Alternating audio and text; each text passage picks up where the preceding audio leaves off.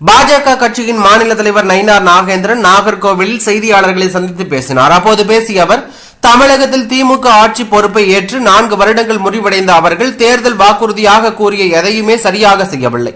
அவர்கள் மகளிருக்கு 1000 ரூபாய் தருவதாக கூறிவிட்டு அதையும் 2.5 வருடங்களுக்கு பிறகுதான் கொடுத்தார்கள். வீட்டு வரி மற்றும் சொத்து வரி போன்றவைகள் அதிகரிக்கும் நிலையில் இதனை மக்களால் ஏற்றுக்கொள்ள முடியவில்லை. இதனால் வெகு விரைவில் மாற்றம் ஏற்பட வேண்டும் என்று மக்கள் விரும்புகிறார்கள். கண்டிப்பாக அடுத்த தேர்தலில் மாற்றம் வரும். திமுகவில் சட்டம் ஒழுங்கு கெட்டு போய்விட்ட நிலையில் தற்போதைய சூழலில் நாட்டுக்கு எதிராக பேசியவர்கள் மீது தமிழகத்தில் எந்தவித நடவடிக்கையும் எடுக்கவில்லை. தேர்தல் கூட்டணி தொடர்பாக இன்னும் நிறைய கால அவகாசம் இருப்பதால் நிறைய கட்சிகள் கூட்டணிக்கு வர வாய்ப்புள்ளது.